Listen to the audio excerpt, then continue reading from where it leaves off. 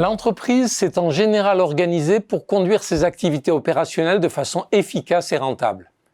Et il est ensuite demandé à cette même organisation d'être innovante, car il faut bien aussi, en même temps, se frayer un chemin vers le futur et se préparer à d'autres activités par la régénération des offres, des compétences, des technologies, des modèles d'affaires. Dès lors, l'innovation et l'intrapreneuriat sont attendus d'une organisation qui n'a pas été pensée pour ça, voire qui, dans les faits, a le plus souvent érigé une multitude de barrières internes qui entravent les innovateurs et les intrapreneurs, ceux qui sont porteurs de ce que Bergson appelait l'élan vital.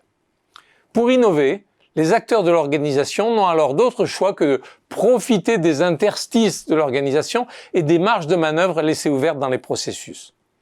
Ils doivent même parfois prendre quelques libertés avec les règles internes, voire se comporter en déviant. À défaut, leurs projets d'innovation ou d'intrapreneuriat ont du mal à prospérer.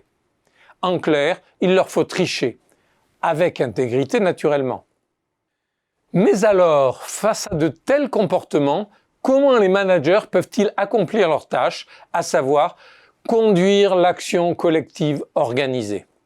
Comment peuvent-ils, en même temps, d'un côté prescrire les tâches et en contrôler l'exécution, ce qui relève de l'acception classique du pilotage des tâches opérationnelles, et d'un autre côté laisser certains collaborateurs prendre des libertés avec les règles de l'organisation, que ce soit en fermant les yeux pour faire semblant de ne pas voir ces déviances, ou en les encourageant tacitement ou ouvertement au nom de la régénération des activités.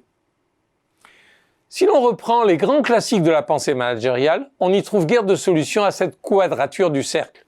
Le commander et contrôler de Fayol ou la standardisation des tâches de Taylor, le management par objectif à la Chester Barnard, puis Peter Drucker, la coaction avec Mary Parker Follett, l'école des ressources humaines façon Elton Mayo, le leadership démocratique à la Kurt Lewin, entre laisser-faire et autoritarisme, la théorie Y contre la théorie X de McGregor, la 5e discipline de Peter Senge, aucune de ces étapes de la pensée managériale qui auront pourtant humanisé le management ne permet de combiner management des opérations et posture managériale favorable à l'innovation.